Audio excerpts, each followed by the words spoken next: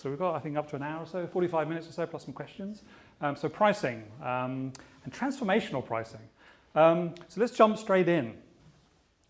So on the screen, you can see what looks like an oversized Rubik's Cube. And on there, on the left-hand side, you can see two arrows, and they're pointing at two squares on that cube. The question is, those two squares, they're sort of like a brownish color, are they the same color?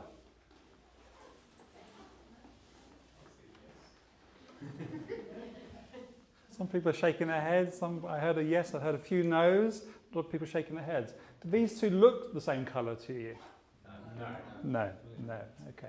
So if I take away the background, on the right-hand side, do these now look like the same color? Yes. But are these two colors the same as these two colors? No, they're not. Okay, maybe I've done a bit of Photoshop, have I? Okay, so what I'm going to do is I'm going to mask off the background from the left-hand square, or the left-hand cube, I should say. So what I'd like you to do is keep your eye on these two brown squares, particularly the bottom one. And so I'm going to mask off all the areas around it. And at some point, something might happen. Did it happen for you? Suddenly those two colors became the same? Yeah. Let me bring back the original, just to underline the point. So bringing back the original on the right-hand side, these two colors are in fact exactly the same as these two colors. So what's going on here? So this is an optical illusion, but it's a really important lesson for us in pricing. Because as human beings, we are not independently calibrated to gauge price, nor value, in fact. So what we do as human beings is we look for reference points, we look for context, we look for background, we look at our decision-making landscape in order to arrive at that decision about what is the value. In exactly the same way as we look at this, and the value here looks very different because of the background and the context. So bear this in mind whenever we think about pricing. There is no absolute calibration. People use reference points, the landscape, the context, to make that judgment.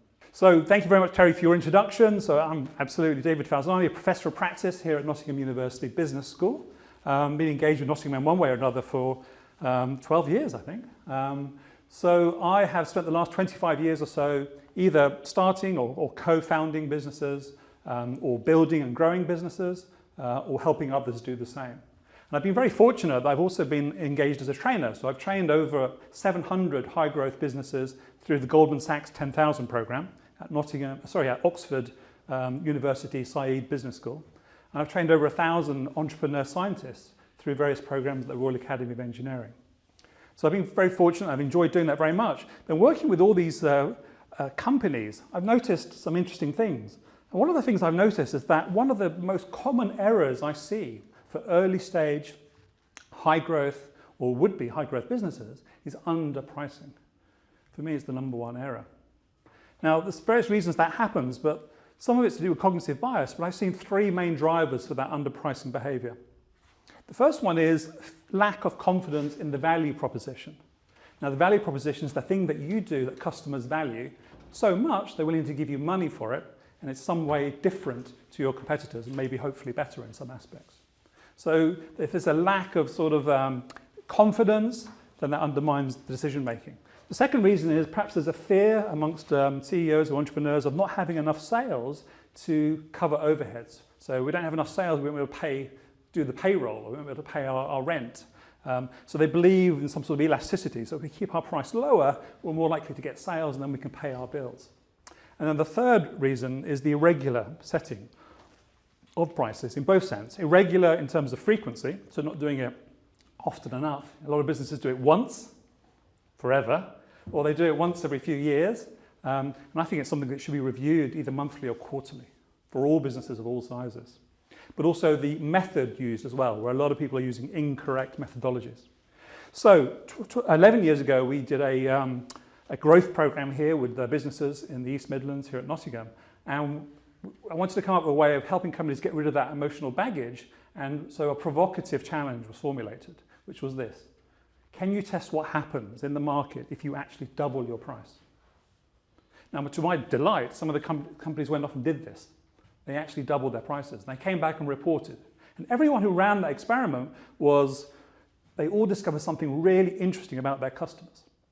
And I'll talk about how to do the experiment. But one business in particular that was engaged with us at Nottingham, they were a services company and they'd been growing across the East Midlands. And they said, okay, for all new business that we book in the London area, so within the M25 circular motorway around London, we're going to double our prices.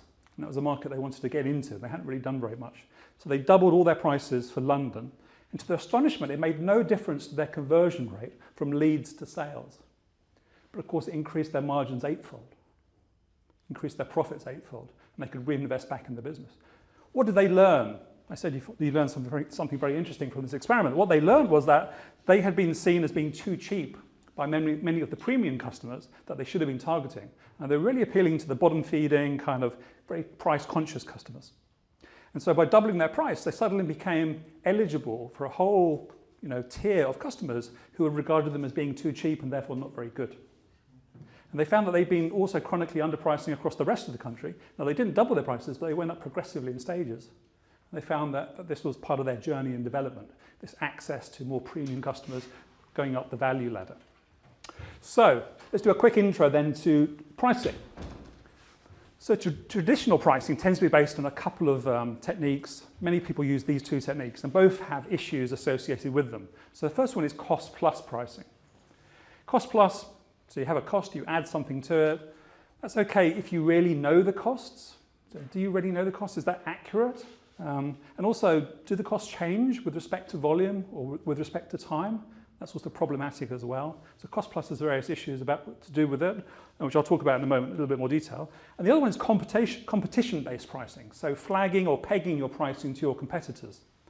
The problem with that is perhaps you're signalling to the market that you're the same as the competition. You're just a me too. There's no real differentiation there. Also, more sort of fundamentally, why do the competitors price at that level? If you're copying their pricing strategy, what's to say that that's the correct price point? How do they arrive at that price point? So there's some fundamental problems with each of those approaches.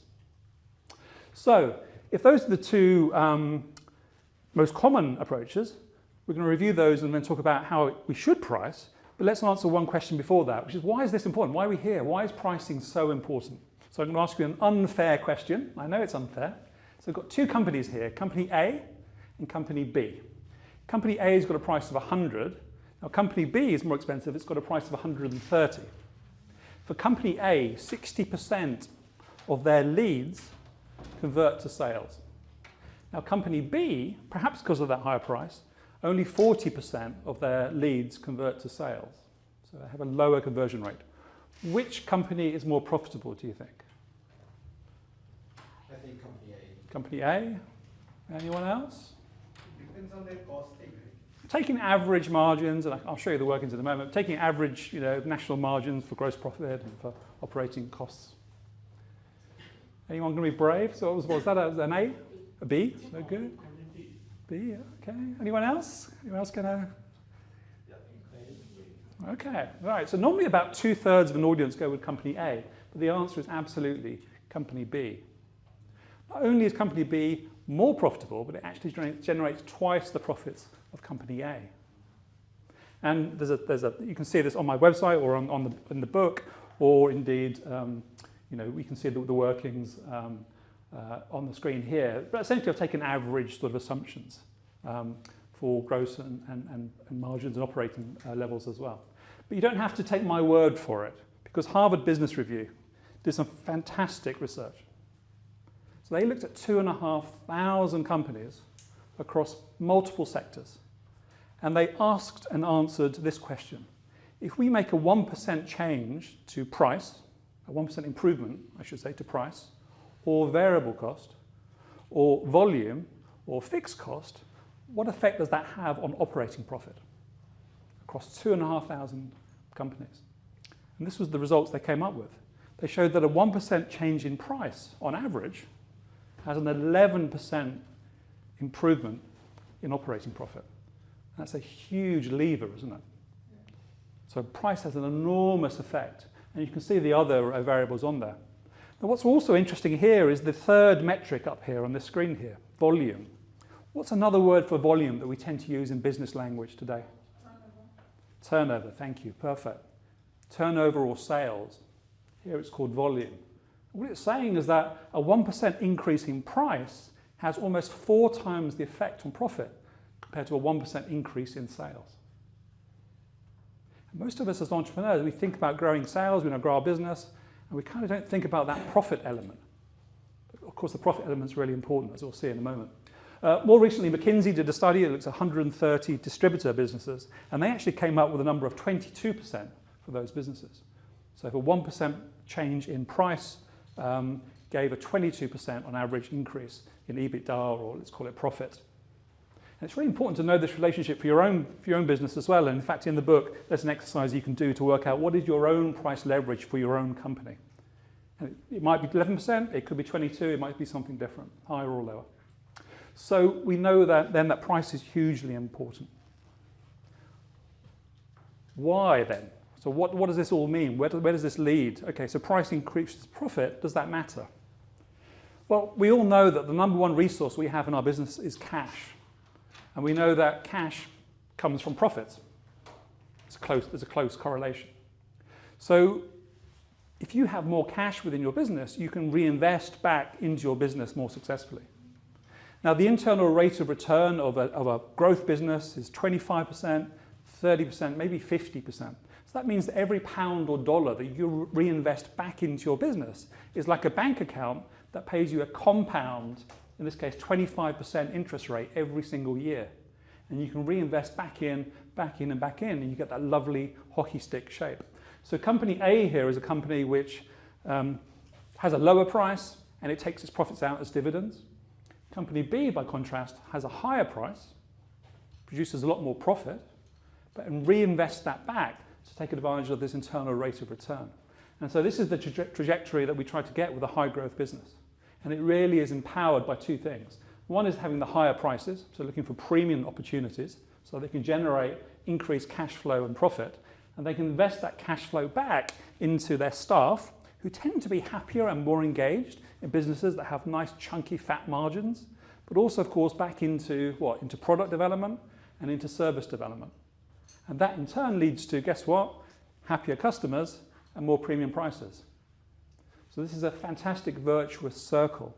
And this is the kind of thing that we're trying to achieve when we think about growing businesses. And price is absolutely fundamental, of course, because of the previous slide, that huge lever it has, the effect it has on this reinvestment cycle here. So price really important, reinvestment, this virtuous circle, this internal rate of return. These are all key aspects in trying to build this picture of where we want to go and how we want to grow as a business. Okay, so we've seen, we know a little bit about pricing. We've got an idea about now why it's so important and how it's an absolutely critical path of that success trajectory that we're trying to get to. How should you set price? I know a lot of you here to answer really this question. So let's start with a thought experiment. Let's say that we've created a widget, a product, and it creates £1 million of value for customers. Now perhaps that £1 million, we've created that because for our customers, we allow them to make maybe a cost saving on average of £1 million. Or maybe we allow our customers to get more sales, which produces £1 million or more profit for them. Whichever way, we basically create in the sort of cherry pie of value here, we're creating £1 million worth of value for our customers who are using our product, our widget. There are no competitors, fantastic. There are no substitutes, marvelous. So what price should we charge the customer? 500,000. Oh, I like that answer very much. 500,000 over here, so that's interesting, okay.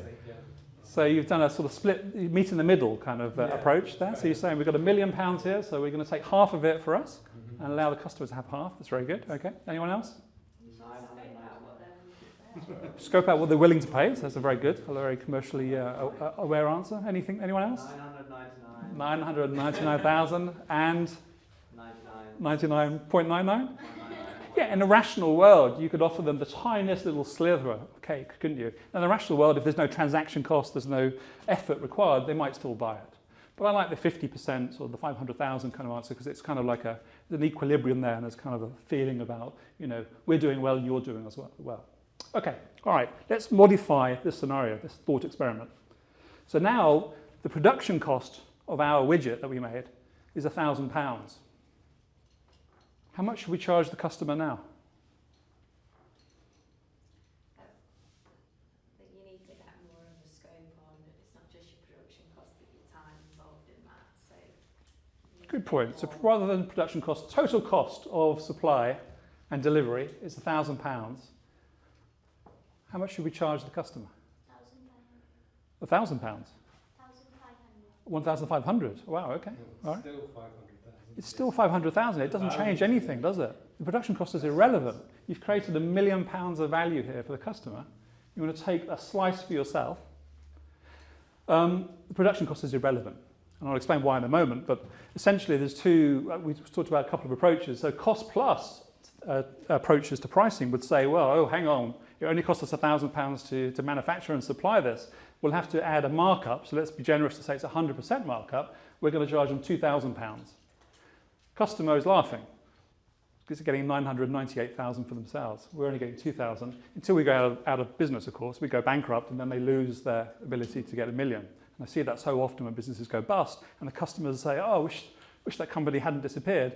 If only they charged a fair price, they would have survived and thrived. Whereas value-based pricing, so we've created £1 million of value for our customers, we take a proportion of that. And I'll talk a little bit more about this, but typically say 25% is quite typical. So we would charge 250,000, about the size of that slice there, and the customer will get 750,000 for themselves. So this is a really important thought experiment, so to remember this. So how should you set your price? Well, there are many different approaches to setting price. It's a very, well, because it's such an important topic, there are lots of sophisticated approaches to this. However, the good news is, typically, companies use 3 approaches. So they use cost plus, they use competitor-based pricing, and they use customer value-based pricing. Let's talk about each of those in turn. So cost plus pricing. I'm going to call cost plus bad. Now, from an accounting point of view, it's important to know your costs and to recognize your margins, but from a price setting point of view, almost no one should be using cost plus. It is hundreds of years old and really is out of date. Let's take an example. So let's say we've looked at our total costs at the end of the year, were £100,000, let's say, or next year are going to be 100,000. We made 1,000 units. So you divide one by the other, and you say, okay, our manufacturing cost or cost of supply per unit is therefore £100. And then we apply a markup to that. So let's say 60% is probably quite typical for people using this technique. So our price is 160. Why is this bad? Well, I talked before about the problems about are the costs accurate or not. But more fundamentally, cost plus is bad because it's entirely internal. It's entirely internally focused, isn't it? There's no mention of the customer here. It's all about stuff that, okay, maybe you can measure this stuff. And maybe a reason it's remained popular is because it's dealing with knowns. And in entrepreneurship, this journey we all take about managing uncertainty, it's nice to have something you actually know and can measure. However, it's an appalling approach because it completely ignores the customer. It's entirely inward facing. So there's no examination about, well, what are we doing for the customer? How do we make our customers' lives better? How do we delight our customer? How do we increase the value recognition and delivery for our customer? Those are all really important questions in today's sophisticated economies. But cost plus completely ignores all of those. It's entirely introspective. Okay, the second one was competitor-based pricing. I'm going to call that okay. So what you can do is you can draw up a chart. So on here we have a vertical axis with price. And you can map on this chart where all the different price points of your product and your competitors. And then horizontally, you can place it on the perceived performance metric. Note the introduction of the word perceived, because perception is much more important than reality in many cases. So you can do this scattergram, and this is something that you should all do. Every company should do this. This is an important exercise to do in any case. And you can use the placement of your company on this chart here, on this graph. You can say basically, well, where is our market relative performance compared to value? So it's an important thing to do. And it's certainly a lot better if you use this solely to drive your pricing decisions. It's a lot better than cost plus because at least you're thinking about competitors now. There's a market element. However, be careful. What I see companies doing is this. They say, well, our product is just as good as our competitor's product or service. So if we price ourselves, say, 5% below them, all the prospective customers will come to us and we'll get lots of their business because we're as good as they are and we're 5% cheaper. What's the problem with that? The problem is what the customer hears. The customer hears something very different from the price reduction. The customer says, well, the best offering is only 5% more expensive. Let's not cut corners. Let's spend the extra 5% and get the best. And unfortunately, the company that did the 5% discount, how much does that reduce their profits by? A lot more than that. What's the figure? 50%. Yeah, so we said 11% on average, right? So a massive 55% reduction in profits because they're giving that 5% discount. Do they realize this? No. Working with many SMEs, they almost never realize the effect this kind of discounting has. Not to mention this kind of positioning and this message that customers get from them. Okay, but as I say, really important to do this exercise, really important to understand because this is all part of your customer. The customer sees the same picture basically, so it's an important insight. So cost plus, bad, competitor-based, better. Value-based pricing is the one I'm really here to be an exponent of. So for me, it's the best approach, and the approach is exactly like the widget, really, we talked about earlier. So you calculate the total value generated for your customer. So you think about, on average, for your average customer, how much value do we create for them? And it tends to be, and this is particularly effective in B2B, it tends to be either a cost saving that you produce for them, so you can work out how much that is, or it might be an increased profit through extra sales. And again, you can estimate what that is.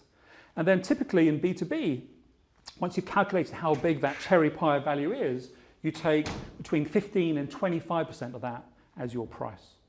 That's the typical proportions that people use in pricing as a service or consulting or pricing. So you work out how big the pie is and you take 15 to 25% as your price. So the reason that this is such a great approach is that it's all looking at the customer, isn't it? And again, the more you can understand your customer, the more you're able to delight your customer, make their lives better, deliver value, because you understand much more about how that value is derived and how to then make it better and augment it. So, value-based pricing, the best approach. Let's rethink some of the main areas of pricing, because pricing is a really dynamic and interesting field. I mentioned earlier on some cognitive biases, and some of the psychology of pricing is really important as well. So hopefully everyone is comfortable with this approach, supplemented by this sort of competitor-based view. Okay, all right. So let's rethink it. So we talked about this scattergram. I said that everyone should do this. So on the vertical axis we have price, and on the horizontal we have perceived performance. And you can do this analysis for any category you want to do it for. And you can think about, well, where do the different elements, different products, services, different competitors, where do they sit on this fabulous graph here? Typically you see this kind of relationship when you do this. So there's this kind of, it doesn't have to be 45 degrees, but essentially, basically the more the performance is, the higher the price. So you have this kind of linear relationship here. What's interesting is that when you actually do some real in-depth analysis of this kind of approach for these sort of categories, you actually come up with an interesting conclusion. The conclusion is that all of these products are actually identical. Functionally, in terms of their ingredients, their chemistry, what they do, they're all identical, despite these enormous differences in pricing. So you can do this with soap products, and I've gone through and I've looked at all the active ingredients of different types of soap. They're all identical. They all do exactly the same job. It might look different, the packaging might be different, the branding might be different, but they're all identical from a functional point of view and a chemistry point of view. Cosmetics are the same. They all have basically the same ingredients, they're all doing the same job. Clothes. I started a clothing industry, an internet clothing company rather, in 1999, one of the first internet apparel companies. And I saw our products being made in the same factories, on the same machines, with the same workers and the same fabrics as so-called designer clothing that was selling at 3 times the price. The only difference was the brand label at the back of the garment. So this is very common in clothing. They're all identical. Painkillers, identical, sold at vastly different price points. Let me give you a couple of examples. Water, this is one of my favorites. So table water. So I went to my local supermarket and I said, well, let's look at all the different types of water available. And I worked out the price per litre, so price per unit volume of the water. Perceived performance, I kind of made this up really, I didn't really know, I just kind of put them on a horizontal aspect here. What's interesting is there's a 625% ratio between the cheapest and most expensive table water in my local supermarket. what's the active ingredient of water? H2O. And what's H2O? It's two hydrogen atoms with one oxygen atom, bound together, bonded together. Now, is the H2O different between this one and this one? They have to be, by definition, absolutely identical, isn't there? There's no difference at all. So how do we... From a functional point of view, if water's there to hydrate you, the H2O is all equivalent.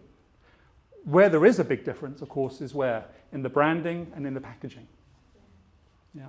And the branding and packaging are really important because that's where the emotional value is derived from. And that's why these products up here sell and succeed compared to these products down here.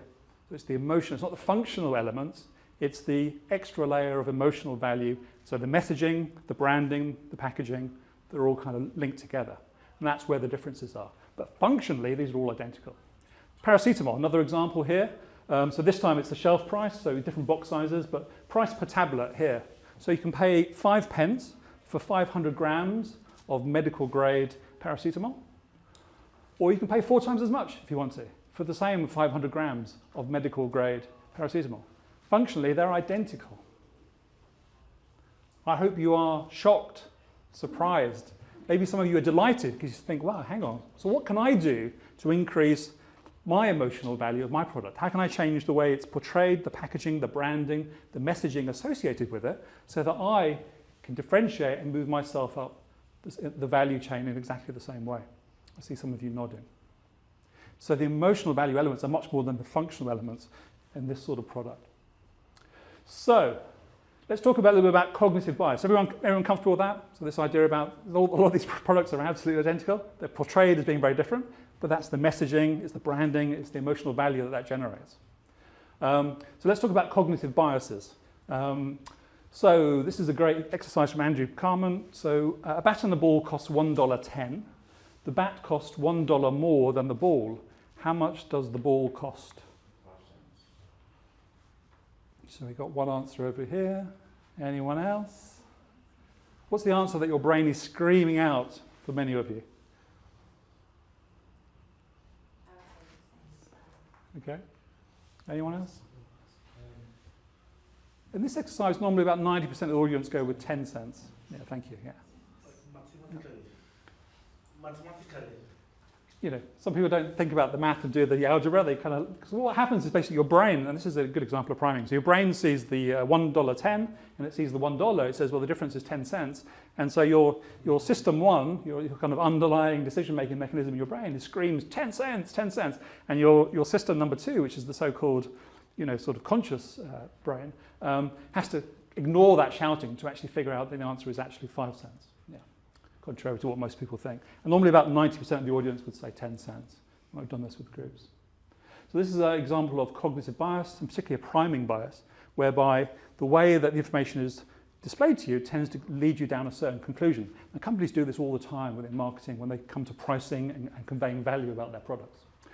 Another example here of priming. Who do you prefer, John or Mark? John is intelligent, industrious, impulsive. Mark is jealous, stubborn, critical.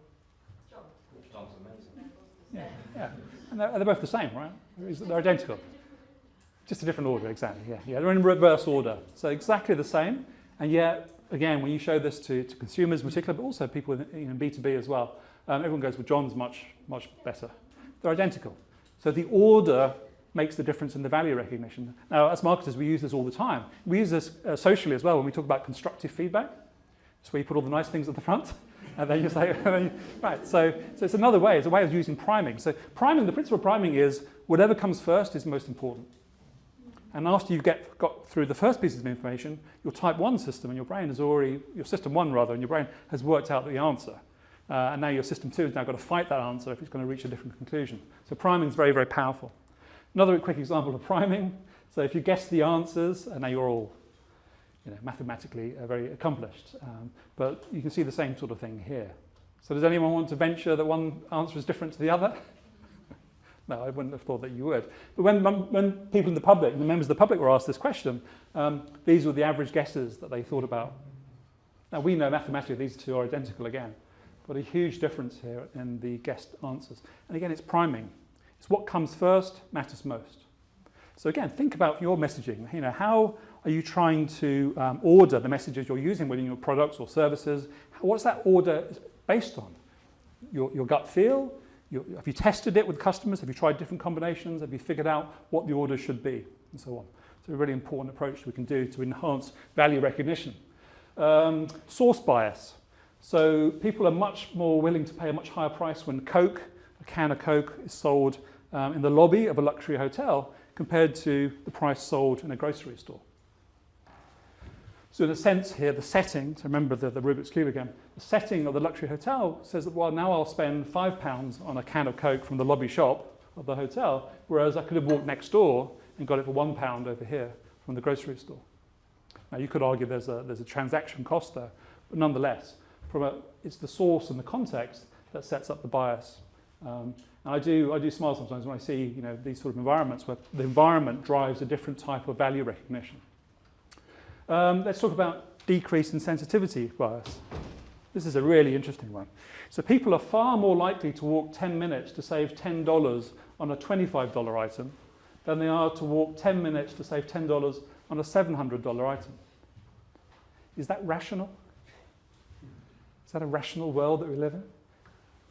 Each one, the cost of the effort is 10-minute walk.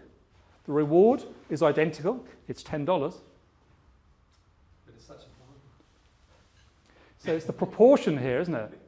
So again, decrease in sensitivity bias. Because the proportion of the amount that's being spent is different, we have a very, very different response to those two situations. But in a rational world, these are identical, right? Should be equally, because it's the same amount of effort to have the same reward. But that's not the case. So we play with these biases in different ways. So think about some of these approaches. As ever, if you want to know more, please do have a look at the book. Or have a look at Andrew Carman's Thinking Fast and Slow. Absolutely fantastic book. Talks about these nuances and how the brain is processing, how the brain is processing information. So price is often a messenger. So without having any other information, you'll be able to have a gut feel about your preferences for these questions. Is convenience still the biggest driver? I think It used to be. Yeah, it's certainly up there. It depends on your customer group and what the service is. And again, it depends on the context. So what's framing that decision-making landscape for customers? Yeah, that's certainly one of the factors, particularly with consumer. So £250,000 house or £500,000 house? 500, right? Would you rather drive a £10,000 car or a £50,000 car? Most people would say 50,000. Would you rather fly on a plane? We're getting a bit more sort of at stake now. The pilot earning 100,000 a year or 25,000 a year? Would you rather be operated on by a surgeon earning 80,000 a year or 400,000 a year? So why? Yeah, they all do work both, by the way. NHS doctors still work in the private sector and vice versa. So taking this example here, so why did people say 400,000? Yeah, so without any other information, price, so a higher price says that this is better. This is less risky, this is higher quality, this is more accomplished, this is more proven, just by that price label. So when you're underpricing, what's the message you're giving?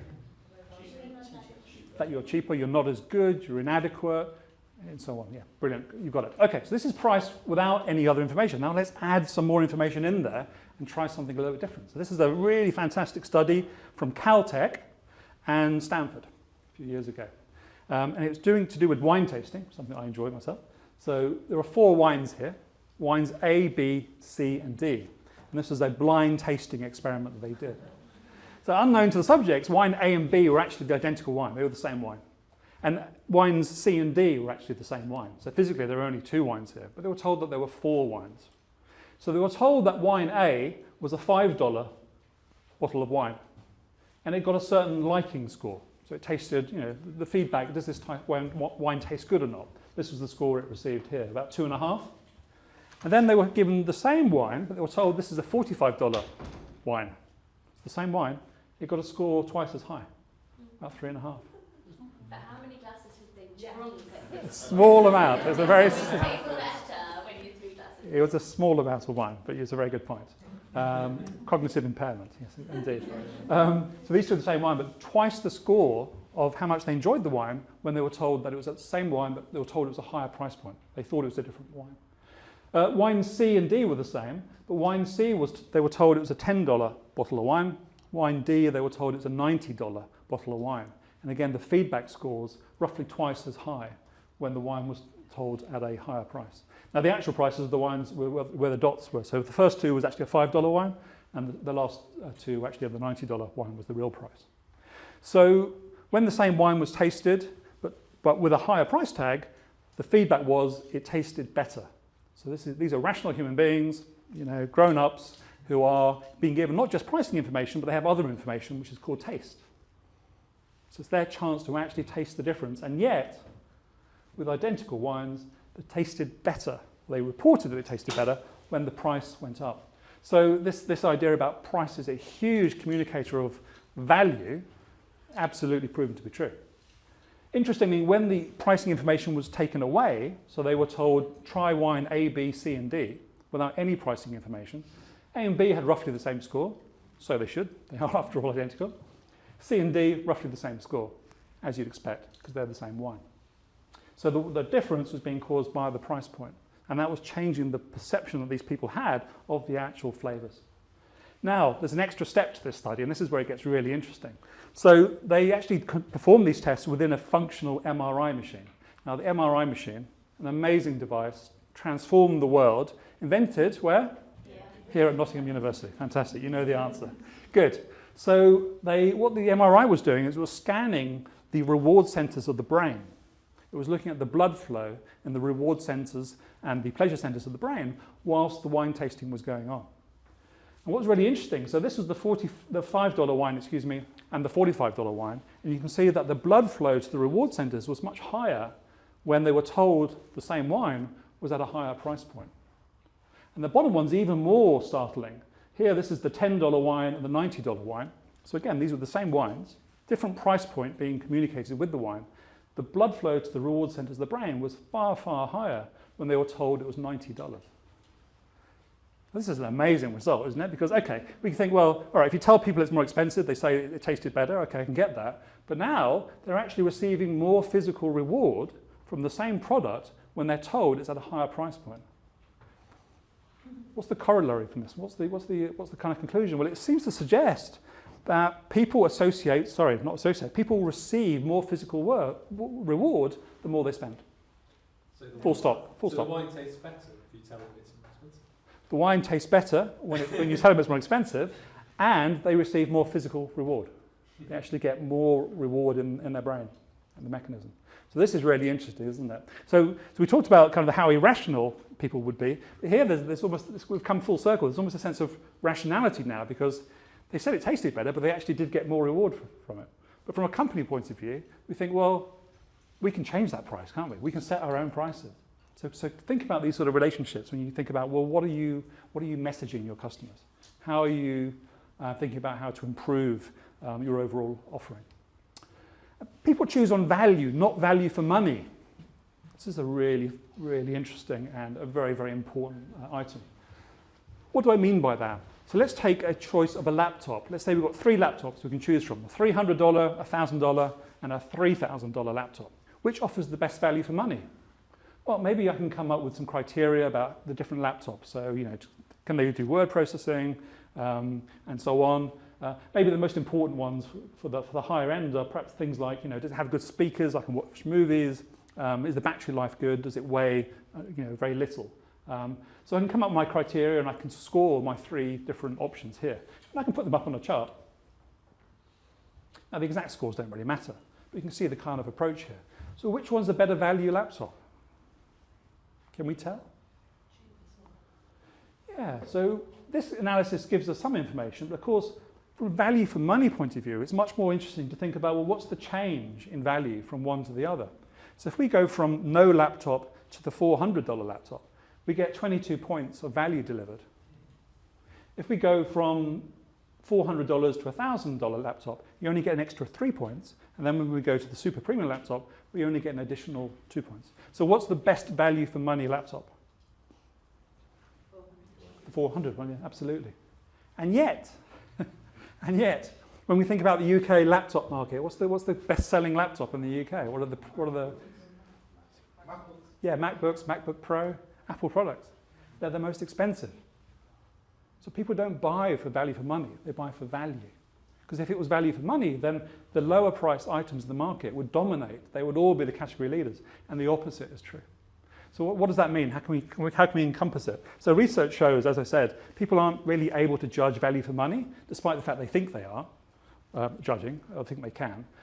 So they don't choose the most bangs per buck in any category, in an objective sense. Instead, what they do, this is a really important statement, they choose the most personally rewarding option at a price they can afford. And then they persuade themselves that that's the best value for money. So think about that. They choose the most personally rewarding option at a price they can afford. So there's a couple of things we can learn from that. One thing is, okay, we need to offer different levels for different affordability, segments.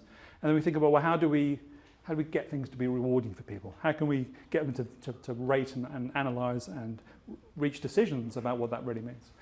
So this is for B2B and B2C. I know some of you thinking about the widget calculation think, well, how do I do that for B2C? But this is certainly you can do for both. And in particular for business leaders, so that's you folks, this means finding out what value means to your customer. This is your mission. This is one of the top 3 perhaps things for you to figure out. What does value really mean for our customers? Because if I understand that, then I can drive our business forward. I can deliver enhanced value for my clients, customers, and all those other things I talked about earlier on. Okay. So I said, so what does value mean to your customer? So I asked that question. So McKinsey did one answer to that question, and it said, well, actually, it's not price often. So this was a study McKinsey published for 130 the customers of 130 B2B distributors, and asked them, well, how do you choose your suppliers, your distributors? What's the important criteria? And actually, it was range of products was the highest, then product availability, then it was customer service, then it was the sales rep relationship, then it was the next day delivery, and then pricing was down here. Was that number 6? Only the 6th most important criteria was the price. And yet, if I'd asked the room, to guess what it might have been, many of you probably said, well, I'd probably choose price is really important, isn't it, in distribution? And actually, it's only number 6. So really important to figure out what is that, where does it sit with your customers? And you can almost categorize products into A, B, and C class. A plus products, so in A, products are under a lot of scrutiny. There may be really formal, really intensive procurement processes that really look at every aspect, including price. B, less so, and then C category, not really looked at all. And obviously, as you go down that list, there's an increasing ability for companies to think about different ways of adding value, about increasing prices and so on. So you've got to also think about those sort of categorizations or segmentation within your own products and thinking about where do they sit within your customer's decision-making landscape. Okay, time is ever running ahead. So let's just cover off our last section about reference points. So tactical reference points can be really interesting. So small, £1.80, medium, £2, large, £2.20. Where does this come from? Where do we see this in High Street? Coffee, yeah. My wife points out these are too low now. We should probably go with 2, 3, and yeah. Anyway, coffee shop, yeah, absolutely. So you're going down the market square or the high street, you're thirsty, you want to have a coffee. So you can think, okay, £1.80, I can have a coffee. But then something strange happens. You go, well, hang on, for an extra 20 pence, I can have a coffee that's twice as big, a coffee the size of a bucket. And then you go, well, hang on, for another 20 pence, I can have a coffee that's twice as big again. It's the size of a skip, £2.20. So what's the most popular coffee size? Yeah, medium, followed by large. So why does small exist? Why does small exist, particularly at that price point? Yeah, exactly, yeah. So it's basically to encourage customers, to direct your customers to buy these two.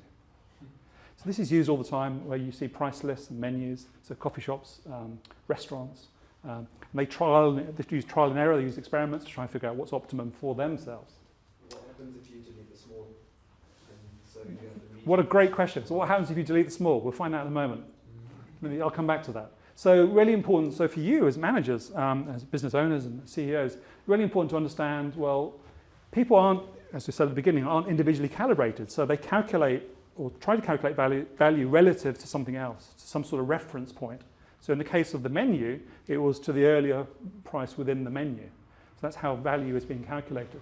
So the really important question here is, well, what way can you affect, which way can you design your reference points for your customers so that they can arrive at the best decision? Okay, so I'll leave that thought with you, and I'll come back to that excellent question over here. So this is from Dan Airley. I think he's at MIT now. So he did a study on The Economist magazine's US price points. And The Economist had a web-only subscription available for $59. So that's online access only, of course. Or you could have web plus print subscription for $125. So you had the web, and then also the magazine was delivered to your door. He did a little study, and he did an assessment, and he looked at, well, what proportion would people sign up for? And what he found was that 68% of his subjects went for the first option, for the web-only subscription, and 32% went for the web plus print, the more premium priced level. So the average spend, in this case, take a weighted average of this, the average spend is $80. But then he thought, well, I'll introduce a decoy price, or a null price. So he's added an extra price point in the middle. So now it's web only, $59. You have print only for $125, or you can have web plus print for $125. So he's introduced this additional middle tier here, hasn't he? You think, well, no one's ever going to choose this, are they? Because you can have web plus print the same as print. You're going to go for web plus print. Well, what's this ridiculous, this is an excess. So this is kind of your question in a different way. So he ran the test, and to his astonishment, well, actually, I don't think he was surprised, but I was surprised. The web-only subscription went from 68 down to 16%. Nobody chose the middle option. Okay, good. There is some rationality in the world.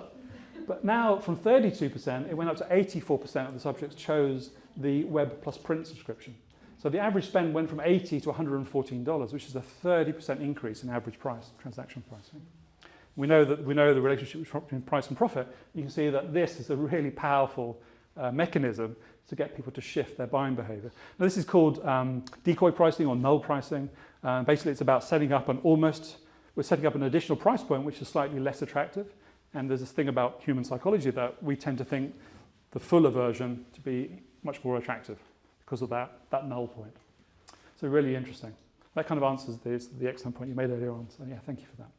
Okay, so do these help keep prices down for consumers? You can't buy cheaper guarantees, sometimes called price match.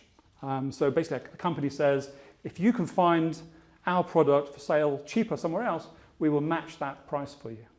Price match. John Lewis used to do it. You see it quite a lot in the USA. Basically saying to customers, you find it cheaper, we'll match that price. Is that good? Does that keep prices down for consumers? No, but I think it creates loyalty in that you think as a consumer, well, I don't have to put any effort in here in terms of they will, if I did find it, I'm not losing out effectively, so I may as well just stick with them. Okay. Air miles, so you fly with one or two airlines, you get miles which you can then use to get free flights. Is that good? Do you think that helps keep prices down? It creates loyalty. Creates loyalty, okay. Loyalty cards, they create loyalty. Do you think they keep prices down? No. Yeah. All of these are techniques that have been designed to avoid price competition. So all of these exist to keep prices higher for consumers. The price match, you can't buy cheaper guarantees. So under law, you can't collude with your competitors on price. You can't price fix. You go to jail. So companies have come up with alternative strategies to avoid price competition because, as we see, if we're in a price competitive environment, we lose money really easily. It's really such a big lever. So this type of guarantee, price match, is a form of strategic signaling or commercial signaling. This isn't actually directed to you as consumers. This is a message to other retailers to say, there's no point underpricing us. Because if you do, we'll just match you. So it's a bit of game theory, really. But the overall effect is everyone keeps their prices higher. Air miles, same thing. By giving an alternative reward, or perceived reward to people, people don't price shop so much because they only use one or maybe two airlines rather than looking at the full gamut, and that reduces their ability to price shop, keeps prices higher. Loyalty cards are the same, exactly the same thing. You're locked in with one or two retailers, it avoids price shopping. Prices on average are higher. It also has the additional benefit of giving them incredible market intelligence about your buying habits, which then they can use to cross-sell all kinds of other things to you. And so on and so on. I won't talk all about these. But these are all basically the opposite to how they might seem. Are they a good deal for consumers? That's a slightly different question. You could argue, yeah, they are because of loyalty aspects or different ones. But they definitely exist primarily to avoid price competition, because price competition is so devastating for most industries. Just a couple of slides left. So large corporates, travel firm Thomas Cook, anyone remember them? Ceased trading in 2019, left 600,000 customers stranded around the world. Final year of trading, their losses were 163 million. How much of a price rise do you think Thomas Cook could have put in place to allow them to break even? Probably not very much. Anyone want to guess? You got a feel? Yeah, we're probably not very far on. 1.7% in average transaction value or price would have done the trick, would enable them to be break even. BHS, 2014, 11,000 jobs at risk, huge pension fund deficit. I can only get their gross profit, I couldn't find their net profit position. They reported a loss of 887,000 at the gross profit level. What kind of increase in average price would have produced a break even at the gross profit level? 0.13%. And the point really I put this up is, to what extent was pricing discussed by the boards of directors of these corporates and other corporates today? Do they, every board meeting, do they review price? Do they ask sensible questions? Do they review it often enough? Do they delegate it to middle management, or does it have visibility at the highest level of the organisation? It's something I'm really interested in to think about. It seems to be one of those subjects that people are either terrified of, or they've kind of, perhaps, moved it into different parts of the organisation to think about. When, of course, it's so important that it should be absolutely on the tip of their tongue at every single meeting. Which brings me to the double your price experiment. So double your price. So the real challenge I set, the fuller description of it, is there a safe test that you can run? So a ring-fenced experiment. I don't want you to damage or risk your business. But is there an experiment you can design and run to see what happens if you actually double your price? And there's some suggestions here of how you might do it. Maybe it's when entering a new market, and I gave you the example earlier on where that happened with London. Maybe it's launching a new product. I've helped companies create a parallel product that is essentially the same to their existing products, except for the price is much higher and the messaging and the suite of associated communications with it are different. And just test the market out. And these are all relatively low risk ways of doing the actual experiment. So I set the same challenge for all of you. So is there a low risk, safe way that you can do this experiment with your own businesses? Or if you're unable to or unwilling to, there is the light version of double your price. That's a thought experiment. So imagine you're selling your product or service at twice the current price point. Now, sit down with your team, set this scenario, and say, okay, what must have happened in order for this scenario to be true? And this is a really fascinating thought experiment, because it forces everyone to think about, okay, so this outcome has happened. What's happened with the customer, with their value recognition, what's happened with the market, and it's just another way of getting the team to really think about customer value and whatever that means in the context of your business. So it's a fantastic thought experiment to do. And I won't go through all of these, but there are many other strategies for companies to use for price increases. Now, of course, if you want to know more, it's fortunate that someone wrote a book about it. And you can find out more about this, or I'm very happy, of course, at the questions to answer any questions about any of these different approaches. But the ones I wanted to flag for you was are towards the top. So think about this emotional value element, because I guarantee none of you are maximising the opportunity that today's sophisticated markets offer in terms of the emotional element. So beyond the functional elements, what are the emotional elements and layers that you can add to your product? Use pricing menus. Some people want to spend more, give them the opportunity to. So think about all these different things. So conclusions. So pricing is hugely important, but bizarrely, widely underappreciated. And this virtuous circle about reinvestment is so important for an early stage business to really catapult you forward and grow. Price should ideally be linked to customer benefits. So value-based pricing, but with suitable reference to competitors and substitutes, because we want to be commercially aware, we want to know what's going on in the market. Humans are not as rational as they often think they are, but that's such an important question. How do your customers judge value? Which is not the same as value for money, remember. It's not the same. A large portion of value today is emotionally derived. Remember the water scattergram. The only difference between those 600% difference for the H2O molecule It was really about the messaging and the emotional value. And then the W price experiment can provide some step change insights. As I said, everyone that's come to me and said they've done this experiment has said we learned something really fascinating about our customers, about the market. And then W price from FT Publishing. It's available. If you do buy it, please do leave a review on Amazon. And that's it. So I'm very happy to answer any questions.